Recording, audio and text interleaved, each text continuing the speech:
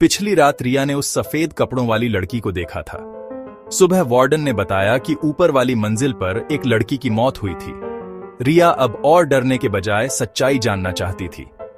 रात को जब सब लड़कियां सो गईं, रिया और सोनम ने हिम्मत करके टॉर्च ली और धीरे धीरे सीढ़ियां चढ़ते हुए ऊपर वाली मंजिल की ओर बढ़ीं।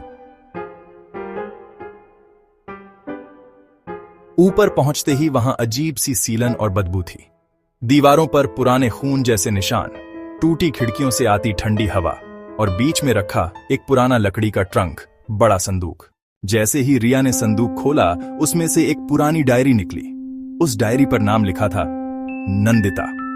डरते डरते रिया ने डायरी खोली और पढ़ना शुरू किया। उसमें लिखा था, मुझे इस हॉस्टल की वार्डन सताती है।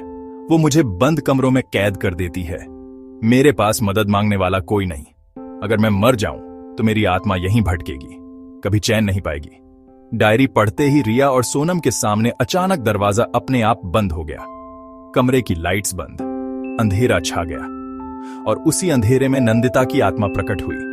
लंबे गीले बाल, सफेद कपड़े और आंखें बिल्कुल काली। वो धीरे धीरे रिया की ओर बढ़ रही थी।